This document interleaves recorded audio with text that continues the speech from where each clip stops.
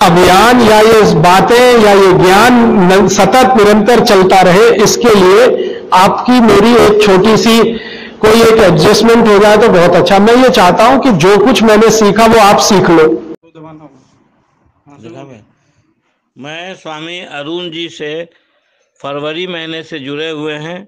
इनसे हम अपना खांसी और गैस के बारे में बातचीत करते रहते हैं और इन्होंने आयुर्वेद दवा बताया, गैस का भी और खांसी का भी, जिससे खांसी में आयुर्वेद दवा व्यवसादी वटी, लवंगादी वटी और इलादी वटी बताए। इससे मेरा तो खांसी 99.9% ख़त्म हो गया है और यही दवा हम अपने रिश्तेदार को भी बताए। इस कोरोना काल में ये दवाएं खांसी का बहुत फायदेमंद हुआ है। वंदे मातरम स्वामी जी।